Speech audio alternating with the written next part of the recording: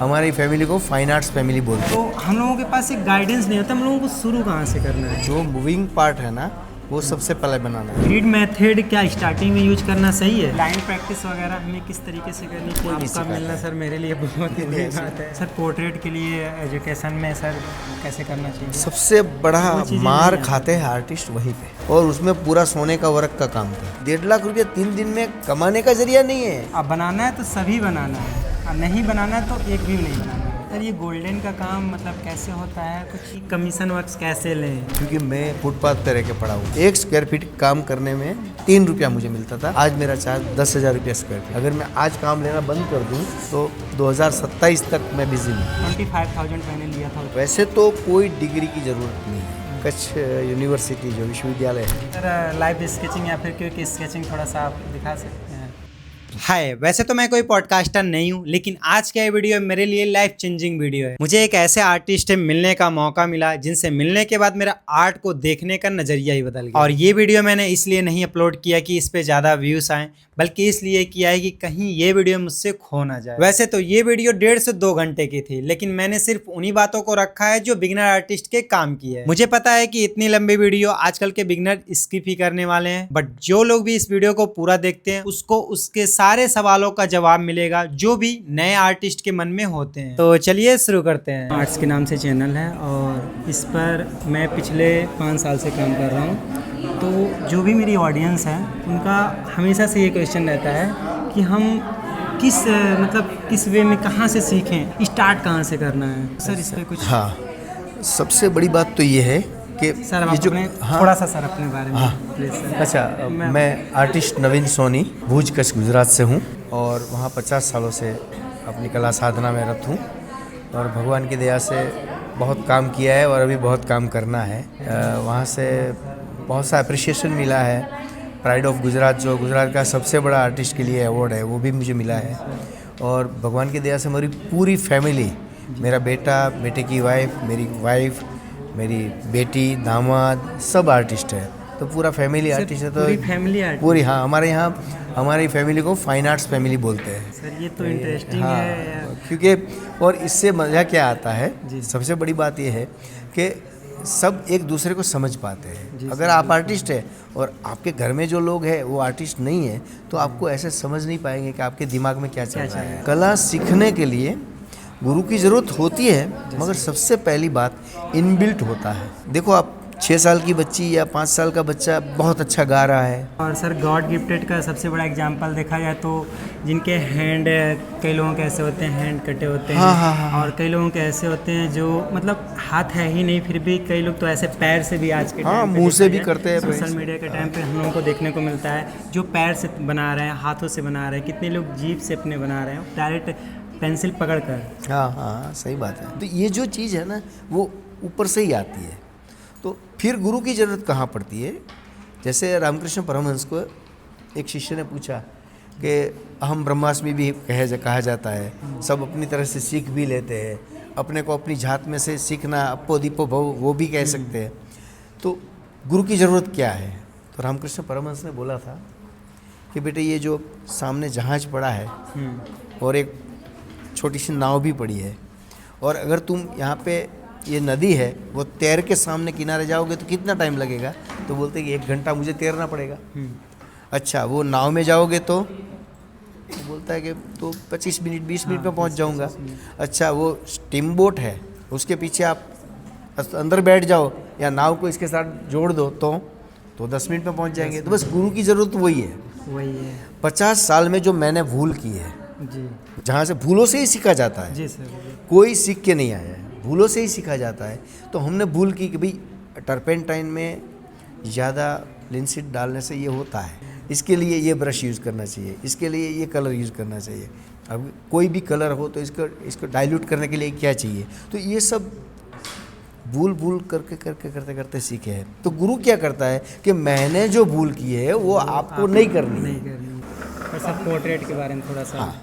Portrait की क्या है, पोर्ट्रेट में बिगिनर का जो सबसे पहला है ना सर, अब अगर लाइव पोर्ट्रेट बना रहे हैं तो आपको सोच लेना चाहिए कि ये सामने बैठा मॉडल है या आपका दिया हुआ फ़ोटो है, तो इसमें जो उनकी स्कल है वो कैसी है। स्क्वायर है क्या, ओवल है या एकदम राउंड है, कैसी है। फिर उसका चिक बोन जो है वो कैसे है। और दूसरा क्या है कि लोग स्टडी करने से अभी वो कतराते हैं, स्टडी नहीं करते। अगर स्टडी करेंगे ना तो सब कुछ हो जाएगा। जैसे जो अभी छोटे बच्चे हैं उनका आजकल आर्ट में बहुत ज़्यादा इंटरेस्ट होता है, और ख़ास करके जो पोर्ट्रेट है ये इंटरेस्टिंग इस वजह से ज़्यादा लगता है बच्चों के लिए, क्योंकि और कोई चीज़ें बनाने पे लोग आसपास के लोग समझ नहीं पाते हैं उतना। उसको समझने के लिए हाँ। उस तरह के लोग होने चाहिए जो कि हर जगह पे नहीं होते हैं। और पोर्ट्रेट में बच्चों का ज़्यादा वो होता है इसलिए क्योंकि चेहरा बना देने से क्या होता है कि जो फैमिली होती है या फिर जो भी होते हैं तो जल्दी खुश होते हैं कि हाँ इसने कुछ किया है, क्योंकि वो अपनापन लगता है ना इसमें। अपनापन लगता है, वो लगता है हाँ चेहरा बनाया, मेरे बच्चे ने चेहरा बनाया। तो जो बिगनर हैं अभी जो स्टार्ट कर रहे हैं, तो देखिए सर अभी मैंने भी ऑनलाइन सीखा, तो हम लोगों के पास एक गाइडेंस नहीं होता, हम लोगों को शुरू कहाँ से करना है। मेरे ख्याल से सबसे पहले तो लोग डायरेक्ट करना शुरू कर देते हैं ना, उसकी वजह से कभी सक्सेस होते हैं कभी नहीं होते। जी तो सबसे पहले तो ग्रिड से काम करना चाहिए। ग्रिड से, हाँ, वो स्केल लगा के करते हैं वो ना। पता है, ग्रिड से काम करने से क्या है, रिजल्ट अच्छा आएगा। रिजल्ट अच्छा आएगा तो आपका कॉन्फिडेंस बढ़ेगा। फिर ऐसा करना है कि एक तरफ वो करना है और एक तरफ धीरे धीरे धीरे धीरे प्रैक्टिस करना है कि सामने बिठा के कैसे किया जाता है। हाँ, फ्री हैंड। सर यही चीज़ें अभी ऑनलाइन में तो बहुत ज़्यादा ये काफ़ी लोग मिथ फैला चुके हैं, और मैं भी ग्रिड से ही सीखा हूँ, और मैं अभी लाइव स्केचिंग भी ट्राई कर रहा हूँ, और मैंने अभी 1-2 बार ट्राई भी किया। मैंने फर्स्ट टाइम अभी रिसेंटली एक ट्रेन में सफ़र कर रहे थे, तो वहाँ पे एक कुंभ में जा रहे थे, बाबा थे, मैंने उनका लाइव स्केच बनाया बस प्रैक्टिस के उससे। और वो वीडियो मैं बस इसलिए मतलब वीडियो भी शूट कर रहे थे कि देखते हैं कैसा मेरा प्रैक्टिस, तो मुझे कहीं ना कहीं वो रिजल्ट नहीं मिल पाया, समय की भी कमी थी, और जिसका हम पोर्ट्रेट बना रहे हैं ये भी चैलेंज होता है कि वो एक जगह बैठे रहे हैं। हाँ, बैठता ये नहीं बड़ा है, चैलेंज बैठता होता है, नहीं है, बैठते नहीं है, वो moving है। बार बार उठ रहे थे।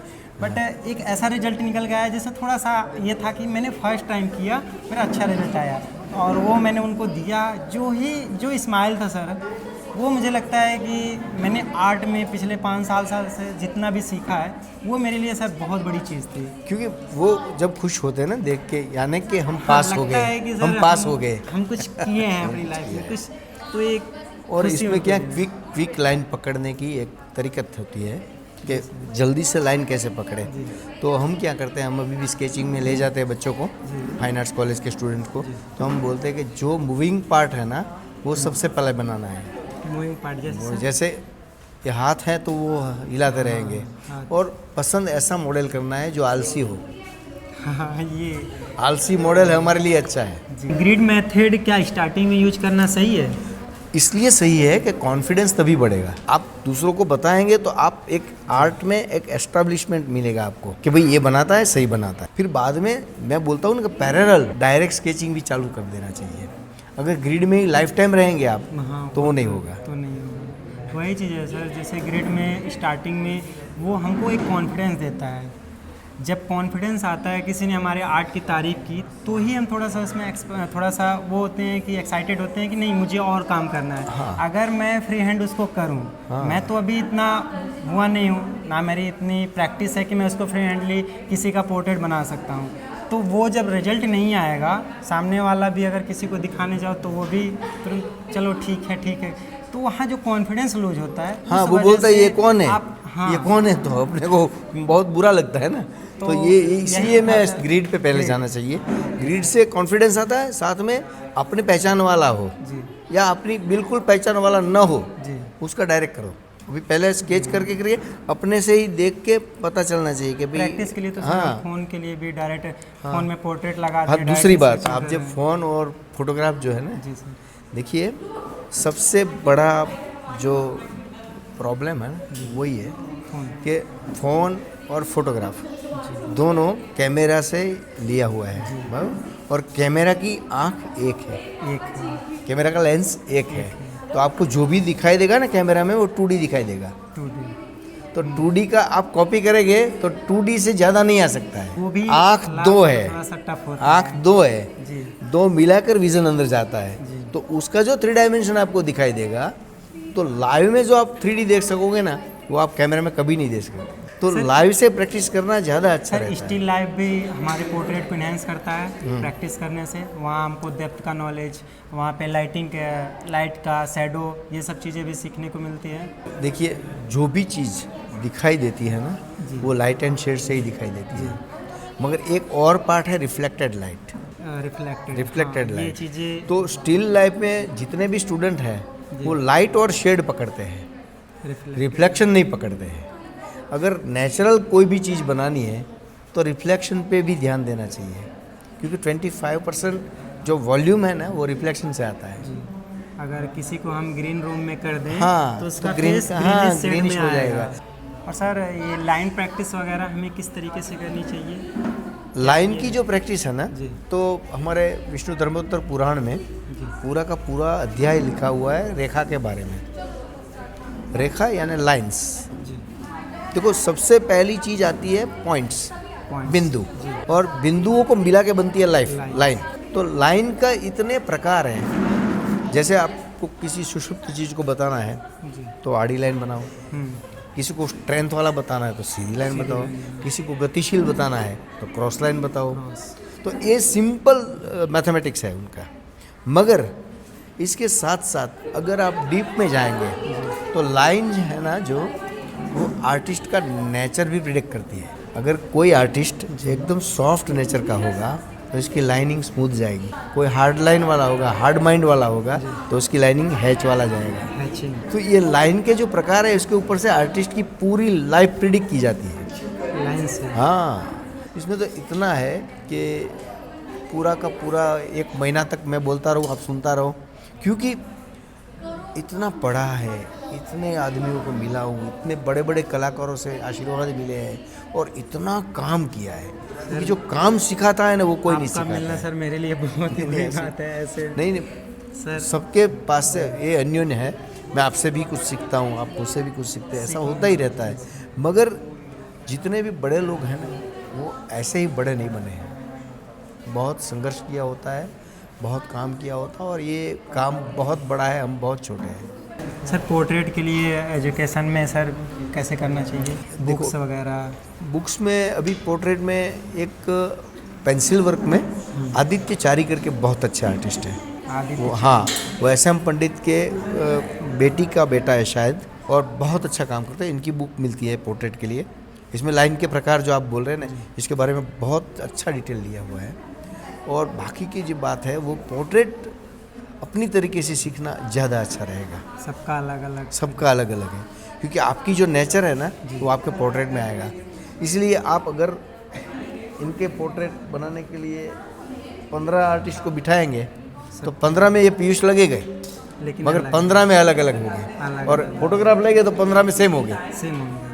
कभी कभी ऐसा भी होता है जब कोई कमीशन वर्क पे काम कर रहे हैं, मूड थोड़ा सा, ये हम आर्टिस्टों में सबसे बड़ी चीज़ होती है माइंड। जो माइंड अगर थोड़ा सा भी डिस्टर्ब हुआ तब चाहे जितना भी कोशिश कर लो, सबसे बड़ा मार नहीं खाते हैं आर्टिस्ट वहीं पे। ये फाइन आर्ट्स कॉलेज में भी ये दुविधा है कि सबको ऐसे सिखाता है मूड होना चाहिए। वैसे मैंने, ये लोग मेरे पास 3 साल से सीख रहे हैं, ये मुझे 10-15 साल से जानते हैं। आपने बोला कभी मेरे से सुना है कि मुझे मूड नहीं है? मूड सर, चीज़ इसके लिए होती ही थोड़ा नहीं सा है, सबसे बड़ी बात है।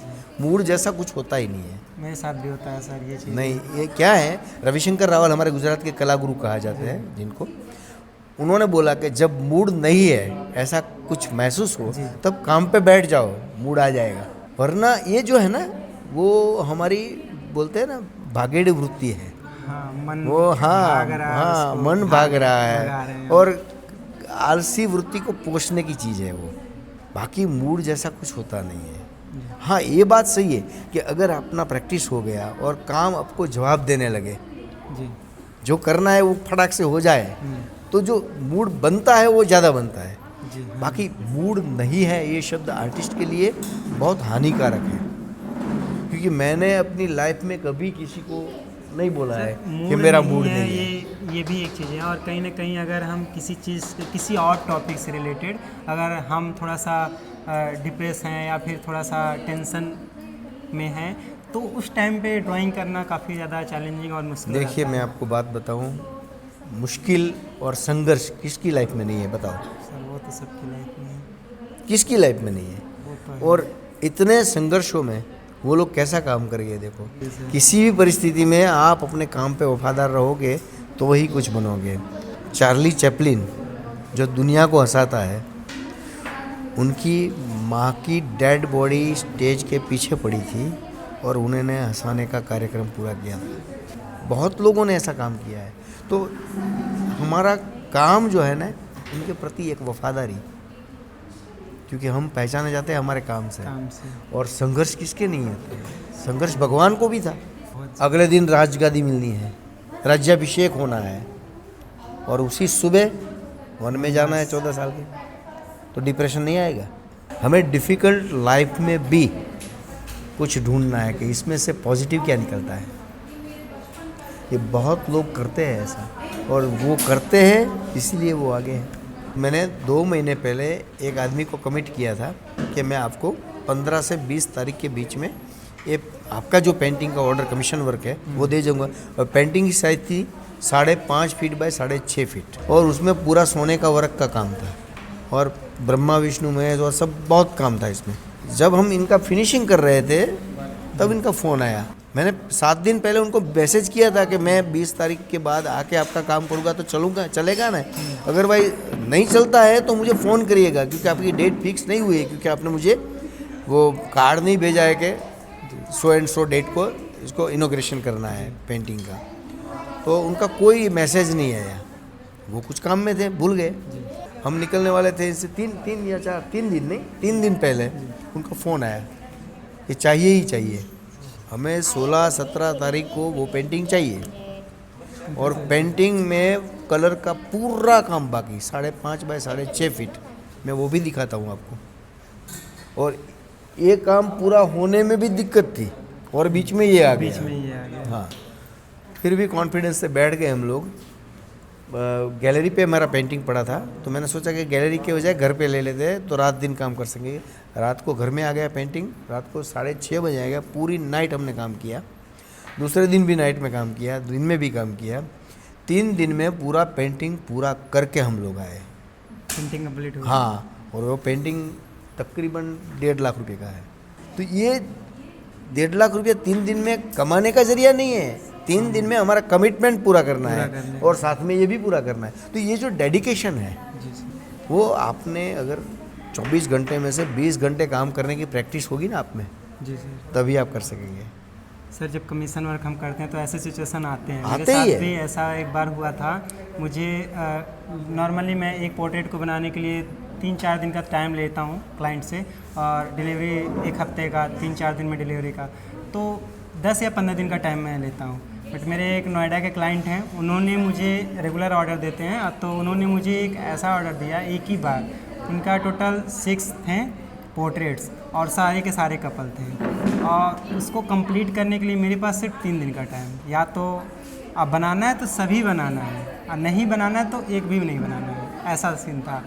तो मैंने अपने आप को एक चैलेंज दिया कहीं ना कहीं, और वो चीज़ें मैं अभी भी सोचता हूँ तो मुझे कहीं ना कहीं लगता ही नहीं है कि वो हो सकता है। अभी भी अगर आ जाए तो लगता है नहीं हो सकता है, बट उस टाइम पे मैंने अपने आप को पुश किया, और मैंने 3 दिन के अंदर 6 स्केच को पोर्ट्रेट्स वो कंप्लीट किया सर, इतने साइज पर। हाँ, तो बस यही कॉन्फिडेंस चाहिए।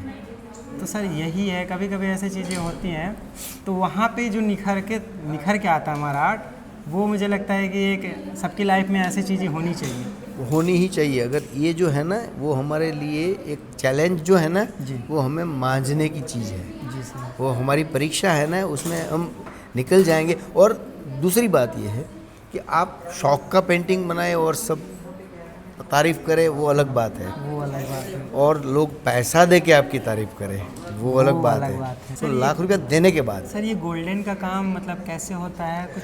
वो जैसे मिठाई जो होती है, इसके ऊपर चांदी के वर्क लगाते हैं चांदी ना, ऐसे सोने का वर्क आता है पतला। वो क्लाइंट देते हैं? नहीं, हम खुद लेते हैं, उससे लगा के फिर उससे लगा के फिर बनाते हैं। तो सर 1.5 लाख की वो पेंटिंग नहीं, वो इशू पेंटिंग में वो नहीं था, वो ऐड नहीं हाँ, होता। अभी वो ब्रह्मा विष्णु वाला बना है, इसमें है। अच्छा, मैं बताता इसमें हूँ है। आपको, मेरा मोबाइल चार्ज थी क्यों, तो नहीं हम अच्छे बताऊँ कुछ भी। तो इसमें सर कैसे क्या चीज़ें होती हैं, मतलब किस तरीके से चार्ज किए जाते हैं? वो जितना माल जाएगा इतना माल का काम तो होगा ही, फिर हमारी लेबर अलग लेंगे हम। अच्छा, कमीशन वर्क के लिए सर काफ़ी सारे क्वेश्चन आते रहते हैं कि कमीशन वर्क्स कैसे लें, तो कैसे हमें एक कमीशन वर्क्स लेनी चाहिए? सबसे पहले क्या? हाँ, सबसे पहली बात तो ये है कि कमीशन वर्क में नाम होना बहुत ज़रूरी है, और नाम करने के लिए काम करना बहुत ज़रूरी है। आप जितना अच्छा काम करेंगे तो माउथ टू माउथ जो पब्लिसिटी होगी ना, वो सबसे बढ़िया है। सबसे बढ़िया। कोई भी यूट्यूब मैं कभी भी कोई यूट्यूब में कहीं जाता नहीं, मैंने कभी भी ऐसा रील भी नहीं बनाया। ये बच्चों ने कभी बना के भेज दिया वो अलग बात है, मैंने कभी भी नहीं किया है। फिर भी आज मेरे पास दिसंबर 27 तक का काम मेरी डायरी में बुक है। अगर मैं आज काम लेना बंद कर दूं तो 2027 तक मैं बिजी हूँ। स्टार्ट कैसे करना चाहिए सर, थोड़ा सा? स्टार्ट कमीशन मैंने वर्क जब के किया लिए? था ना तो जी, मैं तो थोड़ा बहुत सा। गरीब आदमी था, क्योंकि मैं फुटपाथ पे रह के पढ़ा हूँ। अहमदाबाद फुटपाथ पे रहता था और फाइनेंस में 2 साल बमुश्किल पूरा किया मैंने। फिर मंदिरों का काम बहुत किया, क्योंकि चित्रकला या कोई भी कला हो ना, या तो पनपती है धर्माश्रय में या तो पनपती है राज्याश्रय में। राज्याश्रय तो अब रहा नहीं है, धर्माश्रय ही है। तो मैंने धार्मिक पेंटिंग बहुत बनाए हैं, तो धीरे धीरे बढ़ता गया। मैं 3 रुपये फुट, 1 स्क्वायर फीट काम करने में 3 रुपया मुझे मिलता था। वहाँ से मैंने शुरू किया था। आज मेरा चार्ज 10,000 रुपया स्क्वायर फीट है। मैं सर हमेशा से बोलता हूँ अपने ऑडियंस को कि अगर आपको किसी चीज़ का 100 रुपये मिल रहा है, क्योंकि छोटे लेवल पे आपको ऐसे ही मिलेंगे 100, 200, 300, 500 रुपये कोई दे रहा है पोर्ट्रेट बनाने के लिए, तो आप उसमें काम ऐसा करो कि इसकी वैल्यू जो है वो 1000 से ज़्यादा हो। क्योंकि आदमी देख के काम देख के आएगा, नाम देख के और काम देख के आएगा, ऐसे ही कोई नहीं आएगा। हमारा काम ही ऐसा होना चाहिए कि लोग हमें ढूंढते आए कि वो ये आदमी कहाँ पे। तो ये चीज़ बहुत ज़रूरी है। सर सोशल मीडिया पे आर्टिस्ट अभी के टाइम पे, जैसे हम सोशल मीडिया से, मैं कहीं पर कोई कोर्स वगैरह या फिर कहीं पर आर्ट की कोई टीचिंग, कोई भी ऐसा आर्ट से, स्पेशली आर्ट फील्ड में मैंने कहीं पर कोई डिग्री नहीं ली है, तो सोशल मीडिया से ही सीख कर सोशल मीडिया पर ही मैं अच्छा खासा काम कर ले रहा हूँ, और मुझे लगता है कि मैं अभी इतना कर ले रहा हूँ कि मेरी फैमिली खुश है। और मैं इतना कर ले रहा हूँ, सर्वाइव कर ले रहे हैं। और मैंने अभी अपना हाईएस्ट मैं बताऊँ तो मैंने एक पोर्ट्रेट बनाया था जिसकी प्राइस अभी 25,000 मैंने लिया था उसके बराबर है पोर्ट्रेट का। तो ये कहीं ना कहीं सर एज मोटिवेट करता है कि जरूरी नहीं है कि हम खाली डिग्री के पीछे जाएं, हमें अपने काम पेंटिंग के जो पीछे जाएं। जितनी भी कलाएं हैं हमारे यहाँ, 6 ललित कला है। जी टोटल 64 कला है। जी इसमें 6 ललित कला है: गीत, संगीत, नृत्य, जी चित्र, शिल्प और स्थापत्य। तो ये ललित कला कही जाती है। ललित तो कला है। जो भी परफॉर्मिंग आर्ट है वो गीत, संगीत, नृत्य है, जी और विजुअल आर्ट है इसमें चित्र, शिल्प और स्थापत्य है। तो इसमें वैसे तो कोई डिग्री की ज़रूरत नहीं है। डिग्री की ज़रूरत कहाँ है कि आपको कोई नौकरी करनी है या कोई ऐसे फील्ड है जहाँ पे सर्टिफिकेट का मूल्य हो, तो ज़रूरत है। बाकी तो आपका काम ही आपका परिचय दे देगा। विष्णु धर्मोत्तर पुराण में एक सेंटेंस है, जी रेखा प्रशस्ति बुद्धा। आर्टिस्ट की जो लाइन है ना, वो बता देती है कि वो कितना समर्थ है। तो डिग्री का कोई ऐसा मूल्य नहीं है। मैंने सोचा कि अगर कोई ऐसी जगह मिल जाए, कोई ऐसा इंस्टीट्यूट मिल जाए, तो भगवान की दया से कच्छ यूनिवर्सिटी जो विश्वविद्यालय है, उन्होंने मुझे ऑफ़र किया कि आप पूरा फाइनेंस डिपार्टमेंट चलाओ। तो मैंने कहा मैं पढ़ा नहीं हूँ, तो उन लोगों ने मुझे मानद डिग्री दे दी कि प्रोफेसर ऑफ प्रैक्टिस, तो जिसे डी.लिट देते हैं ना मानद, ऐसे मुझे प्रोफेसर की degree they the.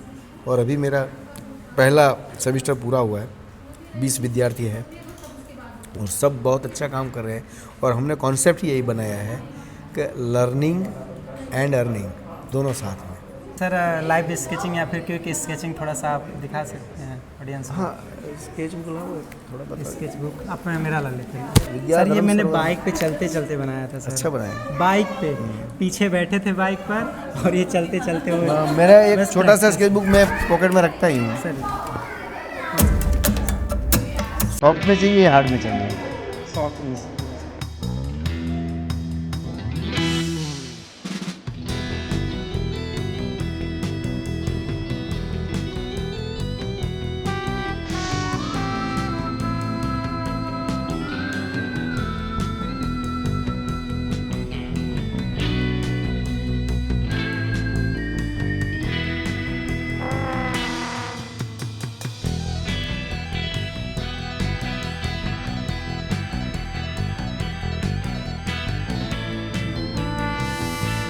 Thank you so much sir, thank you so much, बहुत अच्छा लगा सर आपसे मिलकर। तो चलो गाइस, आई होप कि आज के वीडियो आप लोगों को पसंद आया होगा, और वीडियो पसंद आया तो इस वीडियो को एक लाइक जरूर करना, और चैनल पे नए हो तो चैनल को सब्सक्राइब कर लेना। बाकी अगर आप यहाँ तक वीडियो देख रहे हो तो नीचे कमेंट में हमें ये कोड लिख के जरूर बताना, ताकि मुझे भी पता चले कि कौन कौन मेरी वीडियो को पूरा वॉच किया है। चलिए मिलते हैं जल्दी किसी नए वीडियो में, तब तक के लिए बाय।